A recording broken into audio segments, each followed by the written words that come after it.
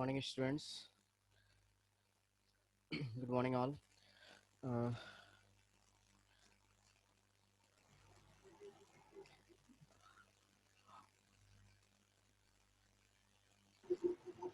मेरी आवाज़ आ रही है? I am audible?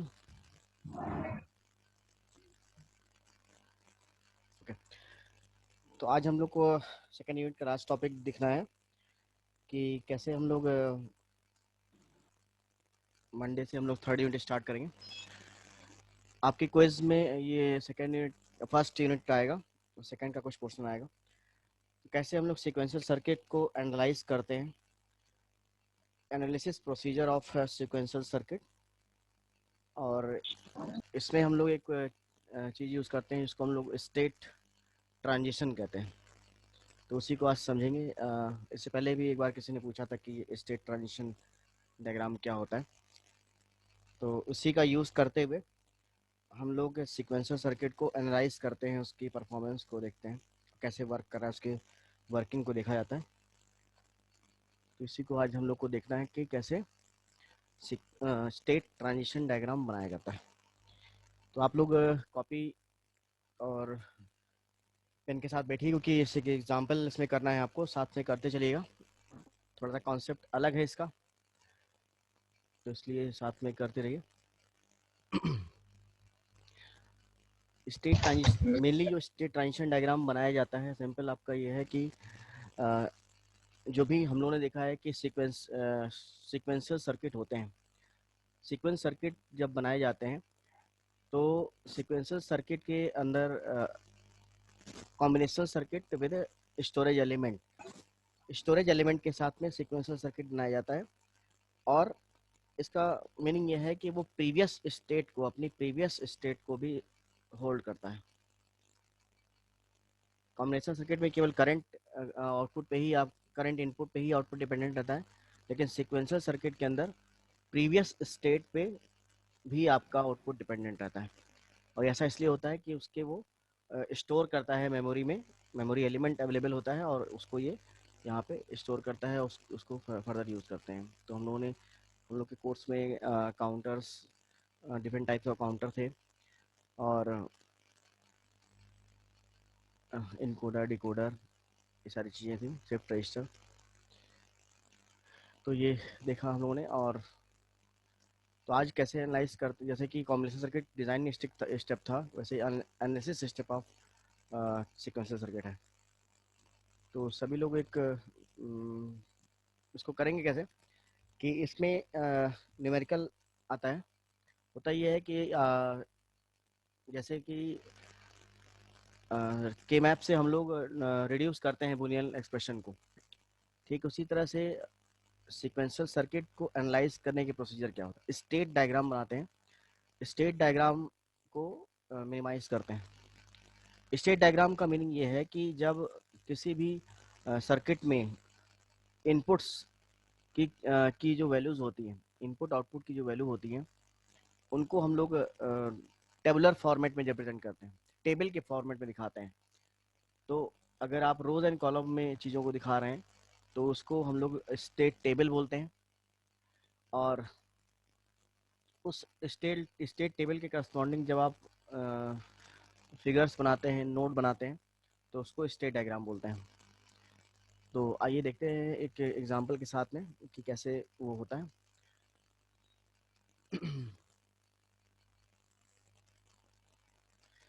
ये आपके सामने मैंने एक एग्जांपल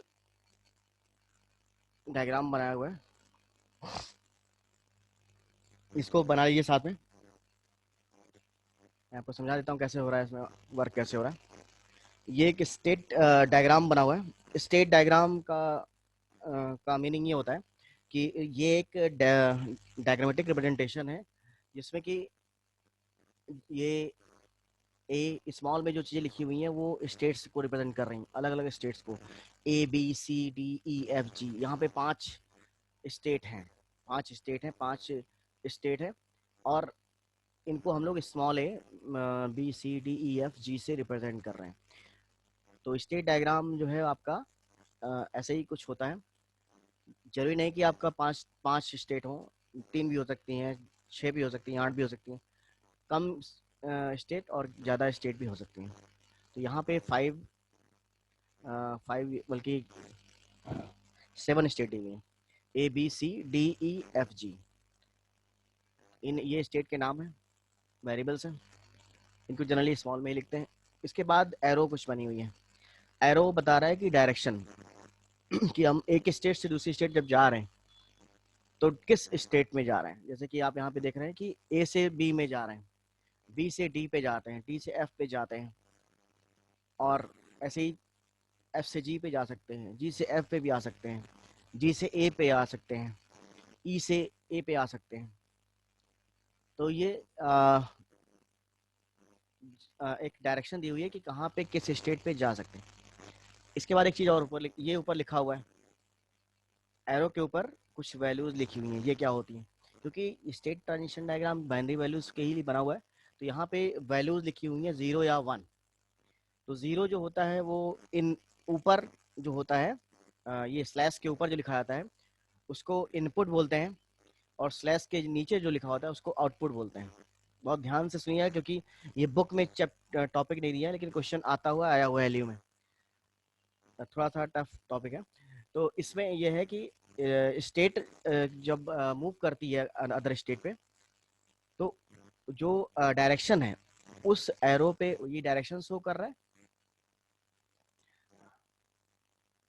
जिस डायरेक्शन में, जैसे ए से बी पे आप डायरेक्शन देख रहे हैं तो मतलब ए से बी पे जा सकते हैं, लेकिन बी से जी में कोई डायरेक्शन नहीं, तो आप बी से जी में कभी नहीं जा पाएंगे। तो जो डायरेक्शन प्रॉपर्ली दी रहती है उसी पे हम लोग जा सकते हैं।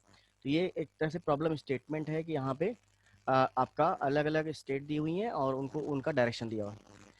फिर मैं कह रहा था इस पे ये जो एरो पे वैल्यूज लिखी हुई हैं, ये वैल्यूज जो है इसमें कैसे लिखा हुआ है, जैसे 0/0 कैसे पढ़ेंगे, इस तरह लिखा हुआ है 0/0, 0/0, 0+0।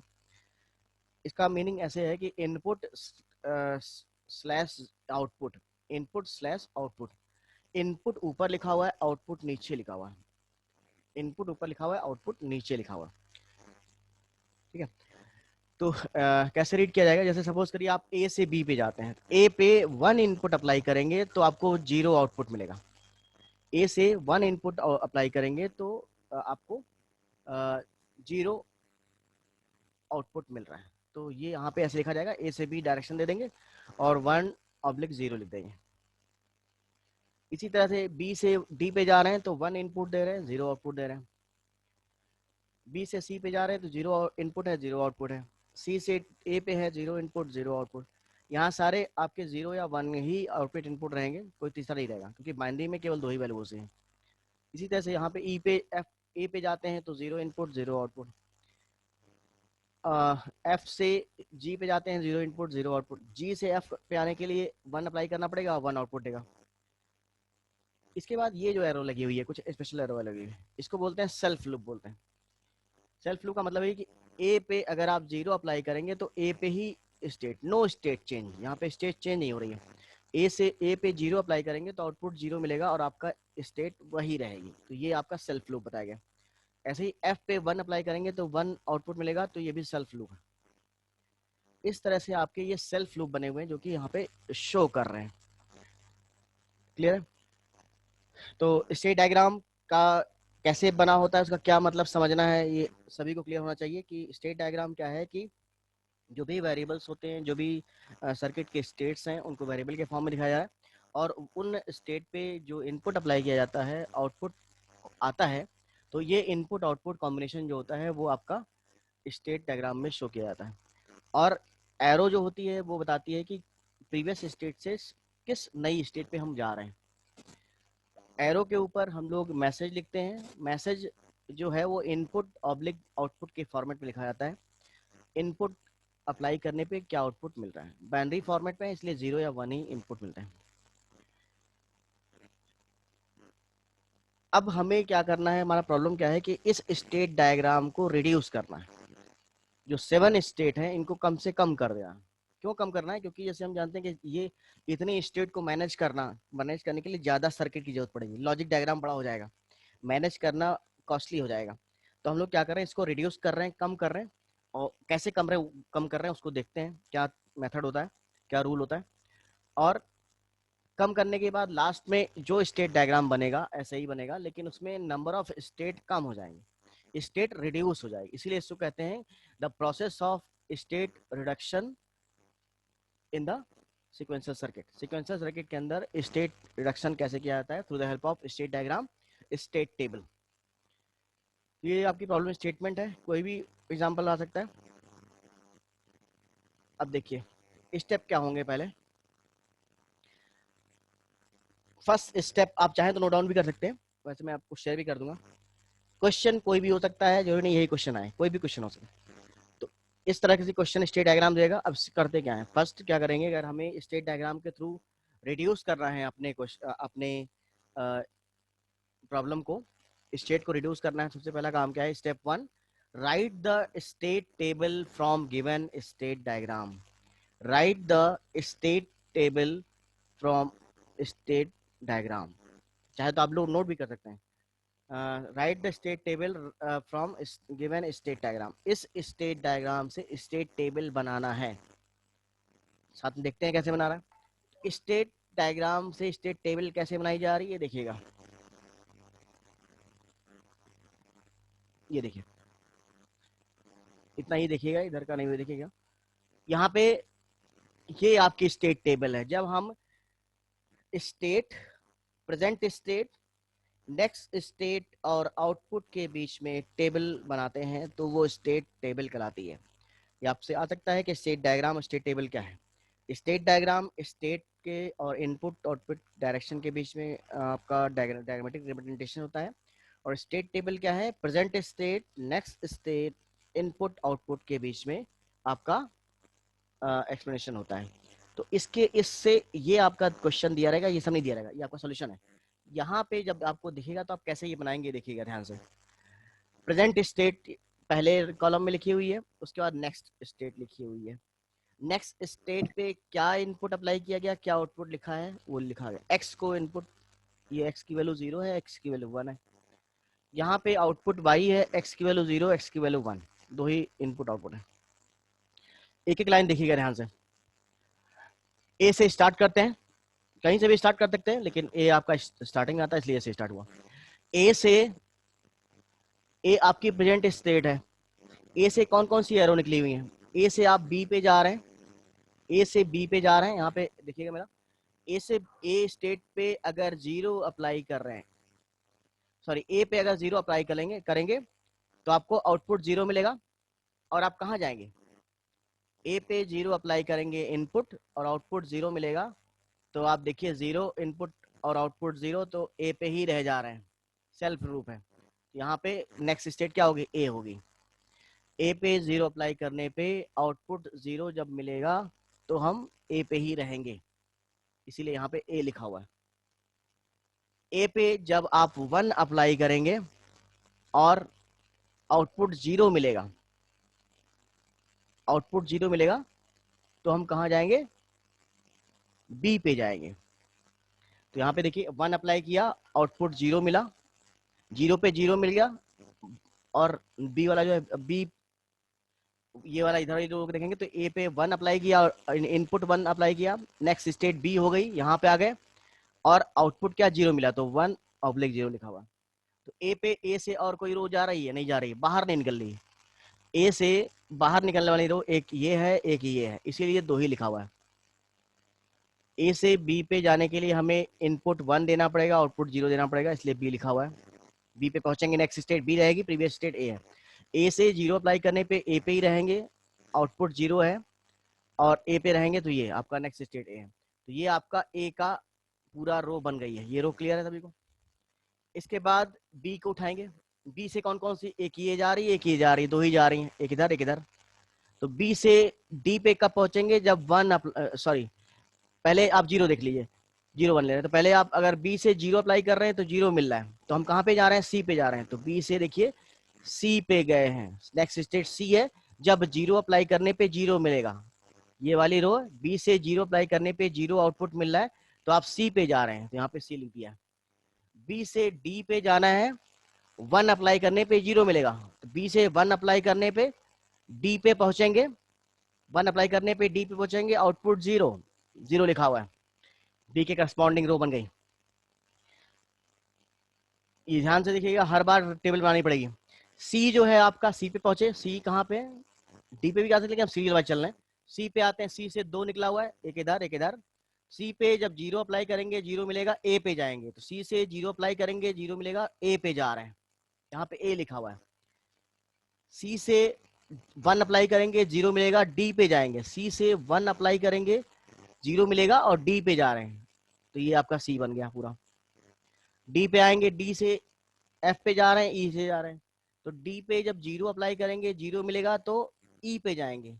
डी पे 0 मिलेगा, 0 अप्लाई कर रहे हैं 0 मिलेगा, तो ई पे जा रहे हैं।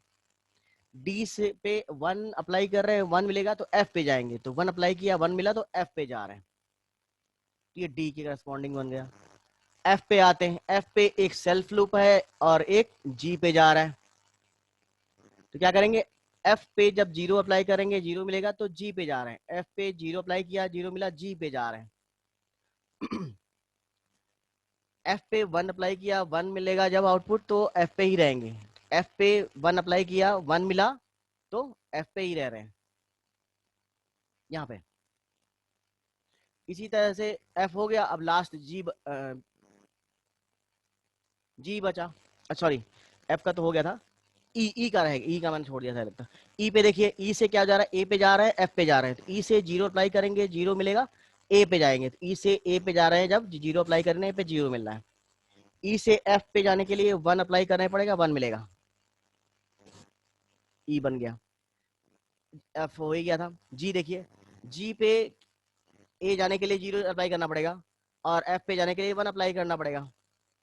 ये जानिए कि एक स्टेट से दो ही जगह पे जा सकते हैं। तो यहाँ पे जब 0 अप्लाई किया तो ए मिलेगा, तो ए जी पे 0 अप्लाई किया 0 मिला, तो कहाँ पहुंचेंगे, ए पे मिलेंगे, ए यहाँ लिख दिया। जी से 1 अप्लाई करेंगे 1 मिलेगा, एफ पे पहुंचेंगे तो एफ लिख दिया 0 1। इस तरह से ये पूरी स्टेट डायग्राम को हम लोग मैप कर लेते हैं स्टेट टेबल के अंदर। ये first, this is the first step in which we create a state table with the help of state diagram। जब ये टेबल बन जाती है, उसके बाद नेक्स्ट स्टेप आता है आइडेंटिफाई द इक्विवेलेंट स्टेट। हमें इक्विवेलेंट स्टेट को पता करना है, कौन सी स्टेट बराबर आ रही है, इक्विवेलेंट स्टेट पता करनी है। नेक्स्ट स्टेप, इक्विवेलेंट स्टेट पता करने के लिए आप क्या करोगे, कैसे पता करेंगे, स्टेट हमारी ये सब है प्रीवियस। नेक्स्ट स्टेट यहाँ पे क्या दी है, ए एफ दी हुई है, यहाँ पे क्या दी हुई है, ए एफ दी हुई है, सेम है। केवल इसके सेम होने से नहीं चलेगा, आउटपुट भी सेम होना चाहिए। तो ई पे आपका ए एफ मिल रहा है 0 1 पे, जी पे ए एफ मिल रहा है 0 1 पे, ये होल रो कॉमन है। तो जब दोनों स्टेट कॉमन मिलती हैं, सेम मिलती है, तो उनको हम लोग सर्किल आउट कर लेते हैं। ये सर्किल आउट कर लिया मैंने। उसके बाद क्या करेंगे कि इन दोनों में से एक को रिड्यूस कर सकते हैं। दो चीजें सेम है तो हम एक चीज हटा सकते हैं उसमें से, यूनिकनेस लाने के लिए। तो ये जब जी हटाएंगे, अब हटाएंगे किसको, जनरली जो लार्जेस्ट स्टेट है, बाद की स्टेट है, उन्हीं को हटाना है। पहले की स्टेट को क्यों हटाएंगे, तो ई को कंसिडर करेंगे, जी को हटा देंगे। जो आपकी पहली बात, तो स्टेट को आप क्या करोगे कि उसकी identify the equivalent state find करेंगे। स्टेट फाइंड होने के बाद eliminate one of the two equivalent states and right new state table. आप क्या करेंगे कि इन दोनों में से एक स्टेट रो को हटा देंगे और नई स्टेट टेबल लिखेंगे। नई स्टेट टेबल में ये पोर्शन नहीं रहेगा क्योंकि ये सेम है। ठीक है,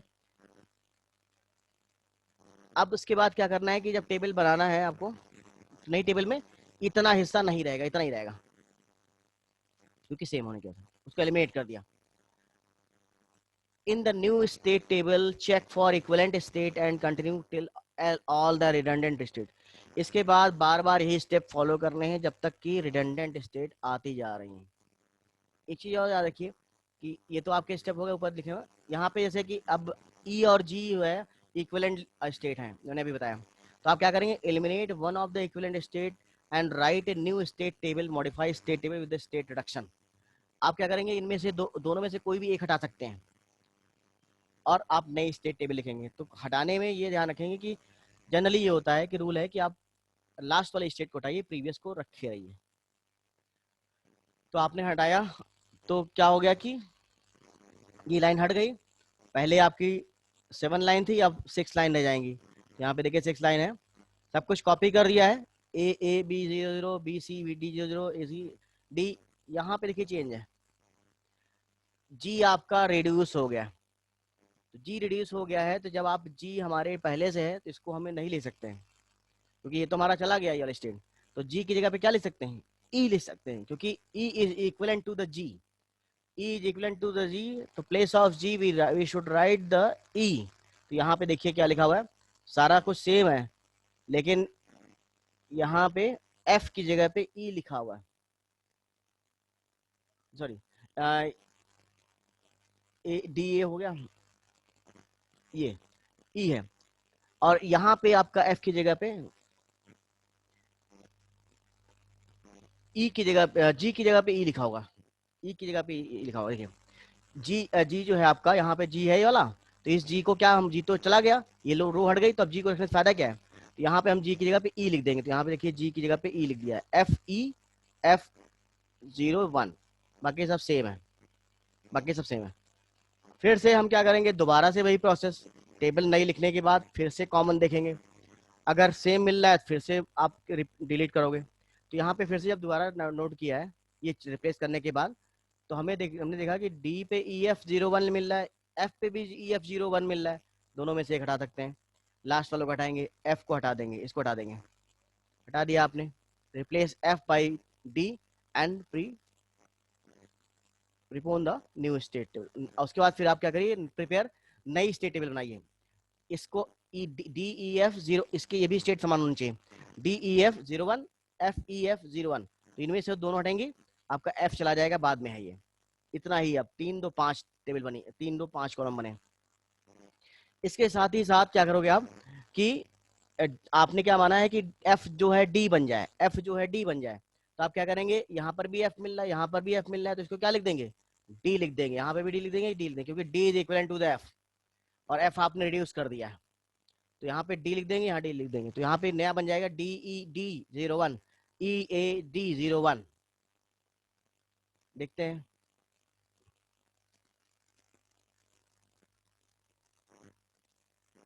मैं फिर से शेयर करना पड़ेगा मुझे।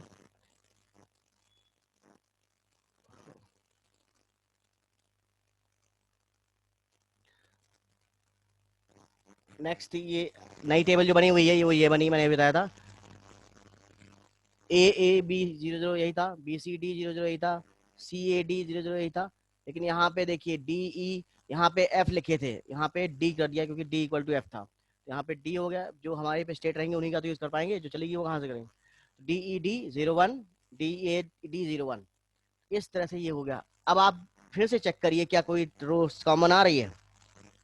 अगर आ रही है तो फिर से एलिमिनेट करिए, पुट करिए, टेबल बनाइए। ये प्रोसेस बार बार करते रहना है जब तक कि आपकी नॉन रिडंडेंट स्टेट ना आ जाए। तो यहाँ पे डी देखेंगे, ED01 लिखा हुआ है, बाकी डी नहीं मिल रहा है, बाकी अलग अलग है। लेकिन यहाँ पे देखिए CAD लिखा हुआ है और DAD भी लिखा हुआ है, क्या ये सेम है, नहीं। एक बात मैंने और बोली थी कि स्टेट तो सेम होनी ही चाहिए, साथ में उनके आउटपुट इनपुट भी सेम होने चाहिए। तो यहाँ पे आउटपुट 00 आ रहा है, यहाँ आउटपुट 01 आ रहा है, क्योंकि आउटपुट चेंज है, इसलिए हम डी को इसको आउटपुट चेंज होने की वजह से, ये 00 है 01 है, इसीलिए हम इसको एलिमिनेट नहीं कर सकते हैं, अब नहीं कर पाएंगे। तो ये हमारी लास्ट टेबल बन गई, फाइनल टेबल। अब इसके करस्पॉन्डिंग हमें ये ड्रॉ कर देना है, फिर से टेबल से स्टेट डायग्राम ड्रॉ करना है। कुछ नहीं है, बहुत ईजी है। ए से उठाइए, ए से ए पे जाना है जब 0 मिलेगा, तो आपने ये बना दिया सेल्फ लूप। बी से 1 पे जाना है जब 0 मिलेगा, तो आपने ये कर दिया, बना दिया बी से। फिर आपका बी से सी पे जाना है, एरो लगा दीजिए, अगर आपका 0 0 मिल रहा है। बी से डी पे जाएंगे, बी से सी पे जाने के लिए 0 0 मिल रहा है, तो आपने बी से सी पे 0 0 अबले 0 लिख दिया। और उसके बाद सी से ए पे जाने के लिए आपका 0 0, सी से ए पे जाने के लिए 0 0 लिख दिया। सी से डी जाने के लिए 1 0 है आपका, सी से डी जाने के लिए 1 इनपुट है और आउटपुट 0 है ये वाला। डी से ई पे जाने के लिए आपका इनपुट 0 है, आउटपुट 0 है। डी से ई पे जाने के लिए इनपुट 0, आउटपुट 0। इसके बाद है आपका ई से ए पे जाने के लिए इनपुट 0, आउटपुट 0, 0 और आउटपुट 0। ई से एफ डी पे जाने के लिए आपका इनपुट 0, आउटपुट 0। मतलब कि इसी को देख के आप टेबल डायग्राम ड्रॉ कर लेंगे। डायग्राम ड्रॉ जो है वही आपका फाइनल रिड्यूस स्टेट डायग्राम है। तो इस तरह से इसको करते हैं कि किसी भी स्टेट डायग्राम को रिड्यूस करते हैं। ये प्रोसेस जो है आपका एलिमिनेशन प्रोसेस कहलाता है। ये इसमें सभी को आ गया? कोई चीज पूछनी है किसी को? सर हाँ सर ये डायरेक्शंस क्या शो कर रही हैं सर?